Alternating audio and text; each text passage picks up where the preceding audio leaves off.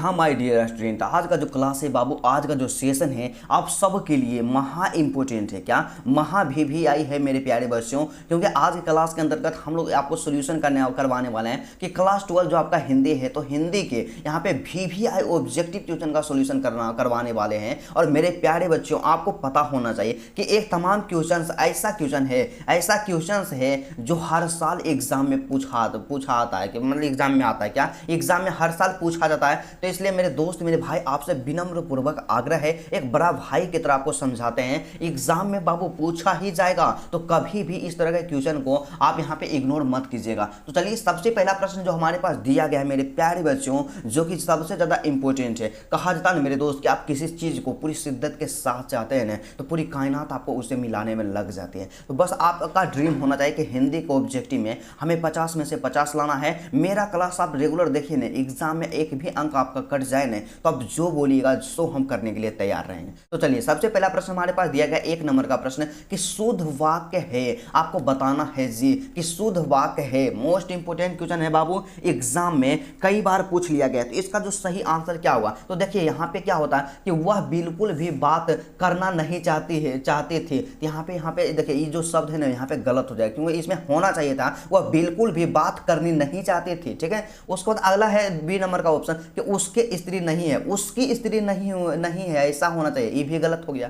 ठीक है, उसके बेटी नहीं है, तो उसकी बेटी नहीं है, ये भी गलत हो जाएगा। और यहाँ पे ऑप्शन नंबर जो डी है, यह बात कहने में किसी को संकोच नहीं होगा, तो ऑप्शन नंबर डी जो होगा मेरे प्यारे बच्चों बिल्कुल सही आंसर होगा। और एग्जाम के दृष्टिकोण से जानते हैं 5 स्टार वाला क्वेश्चन है। आपको लग रहा होगा कि इतना आसान है, लेकिन कई बार एग्जाम में पूछा गया है, इसीलिए आपको तो लेकर क्या है क्वेश्चन। बस आपको इतना हम बता देना चाहेंगे ना कि जो भी क्वेश्चन आपको बताते हैं मेरे दोस्त, एग्जाम में पूछा हुआ है और आगे पूछा जाएगा, आप सबके लिए रिसर्च करके लेकर के आते हैं, तो कभी भी आप इस पे संदेह मत कीजिएगा। ठीक है, तो चलिए, दूसरा प्रश्न जो हमारे पास दिया गया है मेरे प्यारे रसगुल्लों, 2 नंबर का प्रश्न कि तेरी कुरमाई हो गई किस कहानी से संबंधित है। आपको नहीं पता है मेरे प्यारे बच्चों कि तेरी कुरमाई हो गई, उसने कहा था कहानी में लहना सिंह अमृतसर के चौक पर एक दुकान में, वहां पे क्या कहते थे, एक लड़की से कहते थे। तो ऑप्शन नंबर जो आपका बी होगा, उसने कहा था से संबंधित है। ठीक है, उस पर नेक्स्ट क्वेश्चन के बारे में बात कर लिया जाए, तो अगला प्रश्न के बारे में बात करते ही नहीं।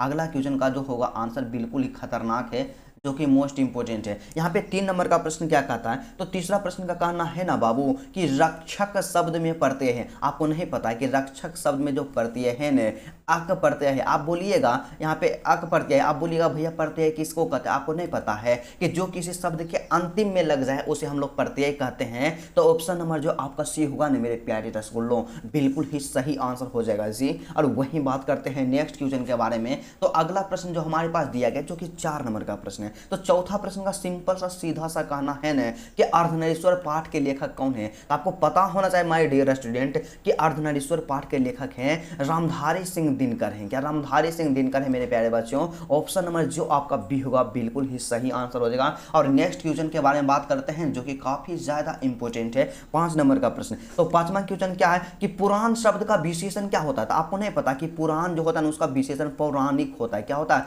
पुराण का विशेषण जो होता है पौराणिक होता है मेरे प्यारे बच्चों। Option number A is the correct answer. क्या option number A is the correct answer. और वही बात करते हैं, एग्जाम में जो है कई बार पूछ लिया गया है, मोस्ट इंपोर्टेंट है। आप क्वेश्चन बैंक निकाल करके देखिएगा ना, एग्जाम में पूछा हुआ है और आपके एग्जाम के दृष्टिकोण से बहुत ही ज्यादा इंपॉर्टेंट है। तो अगला प्रश्न क्या है, 6 नंबर का क्वेश्चन क्या कहता है कि यह नया माल है। इस वाक्य में नया शब्द क्या है, तो नया जो है ना यह एक प्रकार का विशेषण है। क्या विशेषण है मेरे प्यारे बच्चों। Option number C is the correct answer. Exam में पूछा हुआ क्वेश्चन है और इस बार पूछा ही जाएगा। ठीक है, तो चलिए, अगला प्रश्न हमारे पास दिया गया 7 नंबर का प्रश्न। हम तो बोलते हैं केवल मतलब 2-4 मिनट का क्लास रहता है मेरे प्यारे बच्चों, ज्यादा से ज्यादा 8 मिनट रहेगा, 10 मिनट रहेगा। आप इतना देखिएगा ना, एग्जाम में दिक्कत नहीं होगा।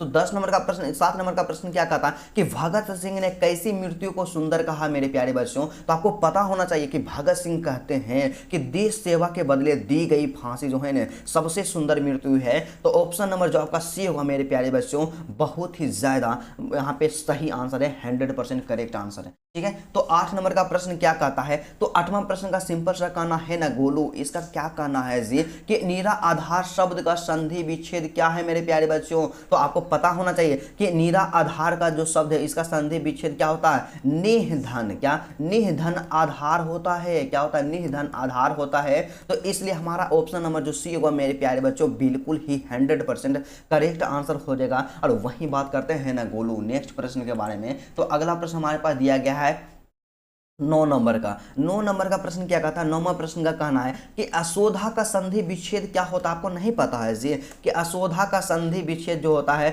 असह धन दा होता है।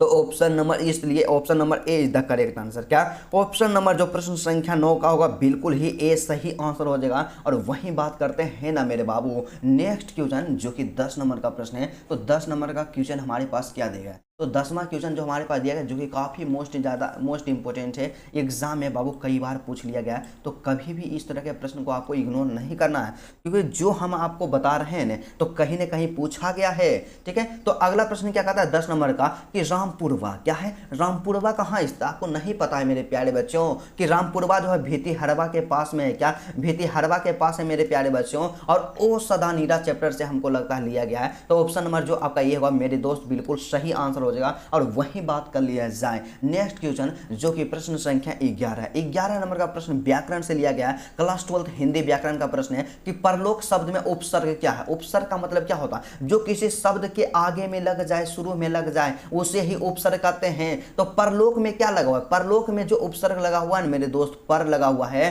तो ऑप्शन नंबर जो आपका ए होगा मेरे प्यारे बच्चों बिल्कुल सही आंसर हो जाएगा, ऑप्शन नंबर ए। ठीक है, उसके बाद अगला प्रश्न के बारे में बात करते हैं। तो यहाँ पे 12 नंबर का प्रश्न दिया गया है। तो 12 नंबर का भी प्रश्न जो कि उपसर्ग से ही लिया गया। क्या कहता है कि सपरिवार शब्द में उपसर्ग क्या है। देखिए सपरिवार में शुरू में क्या लगा हुआ, स लगा हुआ है और इसका जो मूल्य शब्द है क्या है, परिवार है। तो आपको बेसिकली मूल्य शब्द को ही पहचानना है। तो मूल शब्द परिवार है और परिवार में स जोड़ दिया है तो उपसर्ग हमारा स हो जाएगा, option number A is the correct answer. और वही बात कर लिया जाए मेरे दोस्त मेरे भाई नेक्स्ट क्वेश्चन जो कि हमारे पास प्रश्न संख्या 13 दिया गया है। तो 13 नंबर का प्रश्न का सिंपल सा कहना है ना मेरे दोस्त मेरे भाई कि मुन्नी कौन थी। क्या, मुन्नी कौन थी मेरे दोस्त, यहाँ पे 13 नंबर का प्रश्न है। तो सिपाही की मां चैप्टर से लिया गया है और इसके अनुसार देखा जाए तो मुन्नी जो है ना बिस्नी की बेटी है। क्या, बिस्नी की बेटी है मेरे प्यारे बच्चों। ऑप्शन नंबर जो आपका डी होगा बिल्कुल सही आंसर हो जाएगा कि बिस्नी की बेटी है और मानक के बहन है। तो ऑप्शन नंबर जो डी होगा मेरे प्यारे बच्चों बिल्कुल सही आंसर हो जाएगा। क्या, बिल्कुल ही सही आंसर हो जाएगा। और वही बात करते हैं नेक्स्ट क्वेश्चन जो कि 14 नंबर का प्रश्न हमारे पास दिया गया है। तो 14 नंबर का क्वेश्चन का सिंपल सा कहना है ना गोलू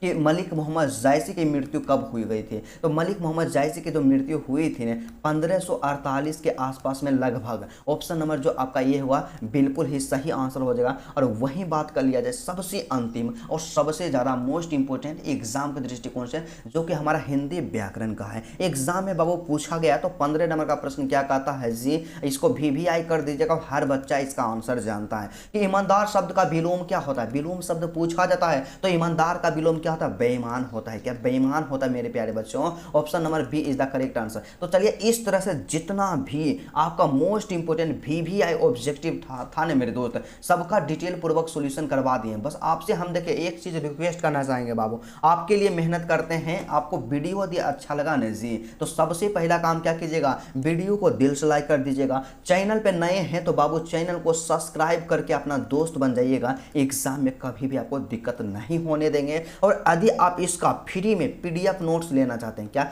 इसका फ्री में PDF नोट्स लेना चाहते हैं तो डिस्क्रिप्शन में जो आपका टेलीग्राम है टेलीग्राम का लिंक दिया हुआ गया है और व्हाट्सएप जो आपका ग्रुप होता है व्हाट्सएप ग्रुप का लिंक दिया गया। आप जहां भी कंफर्टेबल हैं ग्रुप को ज्वाइन कर लीजिएगा, आपको PDF जो है बिल्कुल फ्री ऑफ कॉस्ट मिलेगा। तो चलिए आज का क्लास यहीं तक रहता है, फिर आपसे मिलते हैं नेक्स्ट वीडियो में नेक्स्ट टॉपिक के साथ। तब तक के लिए जय हिंद।